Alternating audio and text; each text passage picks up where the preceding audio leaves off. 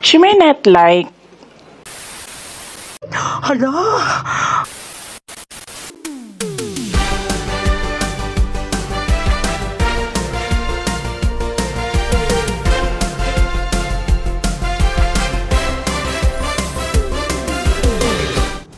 Magandang gabi at nagbabalik ang Puksaan Na! Ang tanging show kung saan ang mga salita ay mas matindi pa sa suntok ng boxing ring. Sana'y manatili kayong nakatutok dahil ang init ng laban ay lalong pang-pipindi.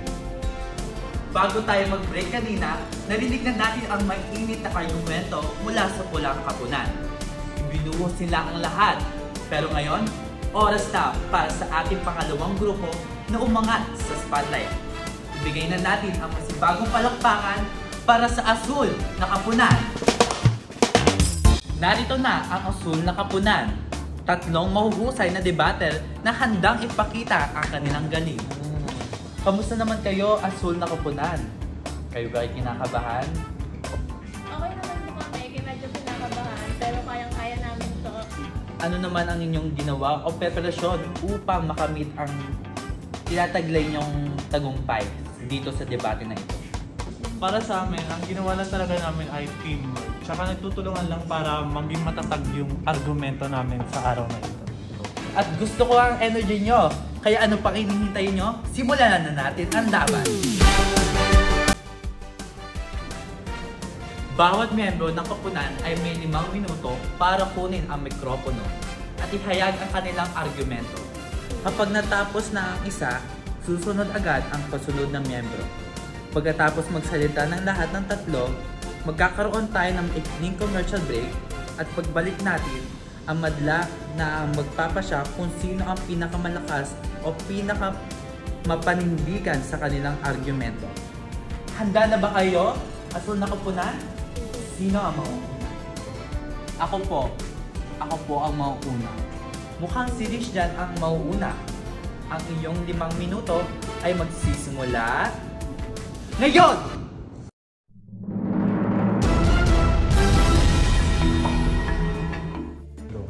Ang sex education, partikular ang comprehensive sexuality education, ay nakakatulong sa mga Pilipino o sa mga kabataan upang ialam ang tamang kaalaman tungkol sa sexualidad, relasyon, at kalusugan. Dahil ayon sa World Health Organization, marami itong benepisyo sa ating lahat. At isa na rito ang pag-iwas sa hindi planadong pagbubuntis o teenage pregnancy. Ayon sa World Health Organization, ang comprehensive sexuality education ay isang mahalagang daan upang maiwasan ang antas ng kaso ng maagang pagbubuntis, lalong-lalo na sa mga kabataang Pilipino. Sa pamamagitan ng sex education, tinuturuan nito ang kabataan ng tamang kaalaman at kasanayan sa paggawa at pag-isip ng responsableng desisyon sa kanilang kinabukasan. Ayon naman sa dokumento na sinulat ni Bella V noong 2014, Incorporating Sexuality Education in the Public School System, Perception from the Philippines, ang sex education ay may malaking papel sa pag-iwas ng maagang pagbuntis o teenage pregnancy sa Pilipinas dahil ito ay nagtuturo sa kabataan ng tamang kaalaman tungkol sa contraception. Halimbawa ay mas maraming kabataan magiging mulat sa mga ligtas na paraan na pagpaplano ng pamilya. Pag-unawa sa anong magiging konsekwensya ng maagang pagbubuntis. Halimbawa nito ay mas maging handa at umiwas sa mga sitwasyon maaaring dumating sa maagang pagbubuntis. At ang panghuli ay ang paggawa ng responsableng desisyon. Halimbawa nito ay natututo sila magsabi ng hindi kung sila ay hindi pa handa at mag-responsibilidad sa kanilang gagawin. Ang sex education ay mahalagang paraan upang ang kabataan ay maiwasan ang maagang pagbubuntis. Dagdag pa rito, ayon sa babasahing Incorporating Sexuality Education in the Public School System, Perception from the Philippines ni Victoria La Bella noong 2014, ang sex education ay mas malaking papel sa pag-iwas sa maagang pagbubuntis o teenage pregnancy sa Pilipinas. Isa pa rito ay tinutulungan din ng sex education ang kabataan na maglinang ng kasanayan sa paggawa ng responsabling desisyon. Sa tulong ng mga gitong edukasyon, natututo silang timbangin ang mga epekto ng kanilang mga kilos at natututo sila magsabi ng hindi kung hindi pa sila handa sa anumang responsibilidad na kaakibat ng kanilang mga aksyon. At binibigyan diin ng sex education ang epekto ng maagang pagbubuntis sa iba't ibang aspeto ng buhay, kabilang na ang kalusugan, edukasyon, at kinabukasan. Kapag naunawaan ng kabataan ang mga posibleng hamon ng dulot nito, mas nagiging maingat sila sa paggawa ng mga desisyon at mas handang umiwas sa mga sitwasyong maaari magdulot ng maagang pagbubuntis. At ang panghuli, ang sex education ay mahalaga hindi lamang para mabawasan ang bilang ng teenage pregnancy, kundi para rin masiguro na ang kabataan ay may sapat na kaalaman at kasanayan upang maharap ang mga hamon ng kanilang pagdadalaga at pagbibinata. Ito rin ay isang hakbang tungo sa mas responsableng henerasyon na may mas malinaw na direksyon para sa kanilang kinabukasan. Ang pagtuturo ng sex education ay isang makabuluhang hakbang tungo sa mas malusog, responsable at mas maunlad na susunod na henerasyon ng mga kabataan. Tapos na ang iyong oras. Dumako na tayo sa susunod na miyembro.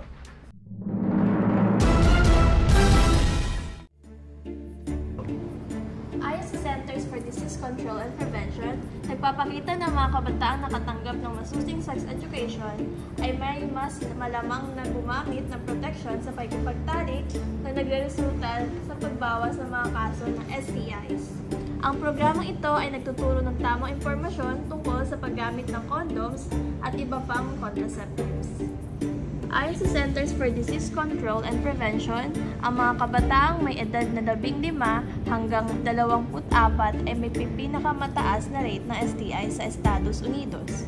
Halimbawa, sa mga kaso ng chlamydia, ang mga kabataan ay may bumubuo ng halos 15% ng mga bagong kaso. Ang mga kabataan na walang sapat na kaalaman tungkol sa STIs ay mas malamang na makaranas ng mga komplikasyon tulad ng pelvic inflammatory disease na maaaring magdulot ng infertility. Ayon na sa pag-aaral ni Dr. Jane Doe noong 2021, the impact of sexual education on the prevention of STIs among adolescents, ito ay naglalayong suriin ang epekto ng sexual health education sa pag-iwas sa mga sexually transmitted infections o ang STIs sa mga kabataan. Tinutukan nito ang programang isinasagawa sa mga high schools sa iba't ibang bahagi ng bansa. Ang mga kabataan tumatanggap ng sexual health education ay nagpapakita ng makabuluhang pagtaas sa kanilang kaalaman tungkol sa STIs at sa mga paraan ng pag-iwas. Ang paggamit ng condoms at iba pang contraceptives ay tumataas sa mga kabataang sumasailalim sa programa. Napag-alaman din na ang mga kabataan ay may mas handang makipag-usap sa kanilang mga healthcare provider tungkol sa STIs at testing. May mga nangangatwiran din na ang sex education, lalo na ang comprehensive programs, ay maaaring mag-udyok sa mga kabataan na makipagtalik ng mas maaga. Gayunpaman, ang mga pag-aaral ay nagpapakita na hindi ito totoo. Sa halip, ang wastong impormasyon ay nagpapalakas ng kakayahan ng mga kabataan na gumawa ng mas responsableng desisyon. Dagdag pa rito, ang mga programa sa sex education ay dapat isama ang mga magulang sa proseso. Ang pakikipag-usap ng mga magulang sa kanilang mga anak tungkol sa sex education ay naging mahalaga sa pagtanggap ng mga kabataan sa mga impormasyong ito. Dagdag pa rito, ang mga lokal na komunidad ay may mas mahalagang papel sa pagtutok sa mga STI prevention programs. Ang pakikipagtulungan sa mga lokal na health departments at mga non-profit organizations ay nakakatulong sa pagbuo ng mga programang angkop sa mga pangangailangan ng komunidad. Ang mga community-based initiatives tulad ng outreach programs at free testing events ay mahalaga upang makuha ang atensyon ng mga kabataan at matulungan sila makakuha ng access sa mga serbisyo. Sa panahon ngayon, ang teknolohiya ay may mas malaking papel sa pagpapalaganap ng kaalaman tungkol sa STIs. Ang paggamit ng social media, mobile apps, at online resources ay nakakatulong sa pag-abot sa mas malawak na audience. Ang mga digital campaigns na naglalaing ipaalam ang tungkol sa STI prevention ay nakakapagbigay ng impormasyon sa mga kabataan sa mas engaging at accessible na paraan. Ang mga hakbang na ito ay mahalaga hindi lamang para sa individual na kalusugan ng kabataan, kundi pati na rin sa kalusugan ng komunidad. Sa pamamagitan ng masusing sex education at access sa mga resources, mas mapapabuti ang kaalaman at pag-uugali ng mga kabataan patungkol sa kanilang sexual na kalusugan na nagreresulta sa mas mababang antas ng STIs at mas malusog na henerasyon. Ang mga kabataan ay dapat magkaroon ng access sa healthcare services para sa STI testing at treatment. Ang mga programa sa sex education ay dapat hikayatin ang mga kabataan na makipag-usap sa kanilang healthcare providers at gamitin ang mga serbisyong ito. Dumako na tayo sa huling membro.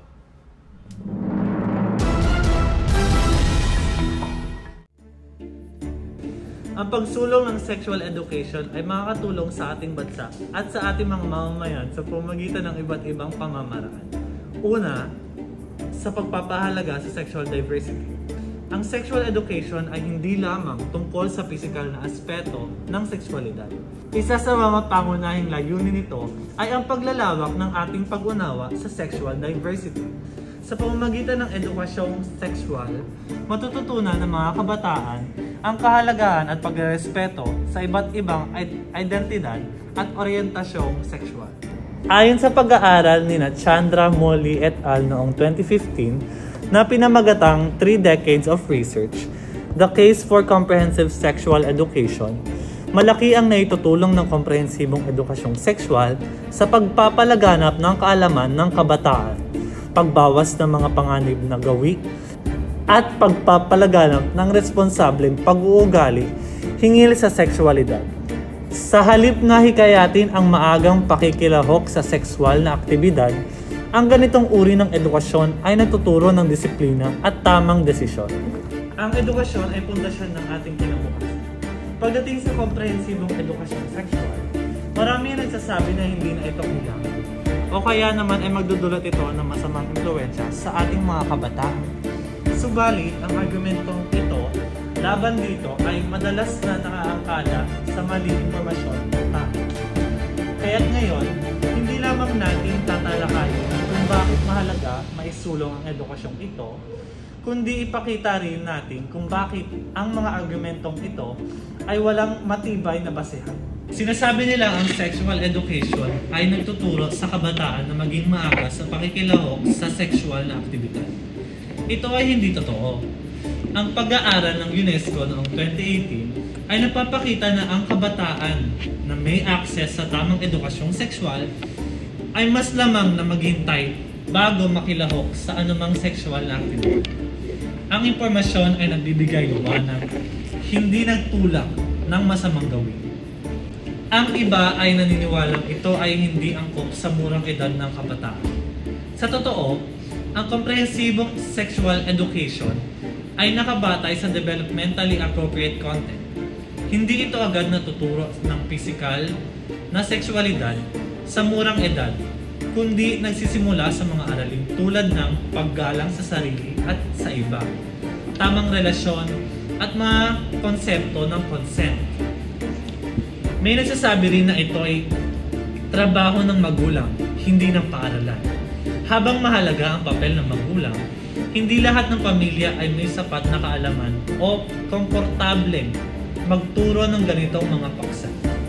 Ang paaralan ay may responsibilidad na magbigay ng standardized at scientificong tama na impormasyon na magsisilbing karagdagang suporta sa itinuturo sa tahanan. Ito rin ay magbibigay ng pundasyon para sa mas malusog na lipunan at mas produktibong henerasyon na makatutulong sa pagunlad ng ating bansa. Kung sa ating tingin na ang paglaganap ng sexual na edukasyon ay limitado lamang sa pagsagot ng mga issue katulad ng teenage pregnancy o pagbawas ng mga STIs, ito ay mali. Dahil nabanggit naming pananaliksik kanina na ang pagpapatupad din ng mga programa na nakalaan sa sexual na edukasyon ay nakatutulong din sa iba't iba pang mga issues na ating nakikita sa ating lipunan. Katulad na lamang ng child sex abuse prevention na nakatutulong sa pag-improve ng protective skills ng mga kabataan at pag-gain ng self-esteem o pag-improve din ng knowledge kung ano nga ba ang appropriate na ginagawa ng mga tao o ang hindi inappropriate na ginagawa ng mga tao sa kanila. Pangalawa, ito rin ay nag-expand ng understanding ng gender norms. Dahil ang mga literatura na nakaukol dito o ang paglalaganap ng ganitong mga programa ay tinatakel din o pinag-uusapan din ang mga gender-based bullyings and harassments. At sinasabi din sa research o sa pananaliksik na ito rin ay nagpo-promote ng healthy relationships dahil tinatalakay din nito ang communication with relationships o tamang pag-uusap sa inyong partner ukol sa mga desisyon nyo na gagawin na pang-sexual. Ito ay nagpapalakas ng relationship at ng trust nyo sa isa't isa. Kaya't ang sexual education o ang paglaganap ng sexual na edukasyon ay hindi lamang nakatuon sa pagresolba ng iilang issues. Hindi lamang ito nakatuon sa pagresolba ng teenage pregnancy o STIs. Ito ay nakatuon dito sa dalawang ito at nakatuon din sa iba pang problema. Kaya't hindi nyo masasabi na limitado ang pagtuon o ang mga problemang tinutuon ng paglaganap ng sexual na edukasyon sa ating bansa. Sa huli, ang komprehensibong edukasyong sexual ay isang hakbang tungo sa mas ligtas, mas maalam, at mas responsableng kinabukasan para sa ating mga kabataan. Ang mga argumento laban dito ay madalas na nakakaangkala sa takot at maling impormasyon. At napakalaga na ito ay ating linawin. Sama-sama nating itaguyod ang programang ito sapagkat ang tamang kaalaman ay proteksyon.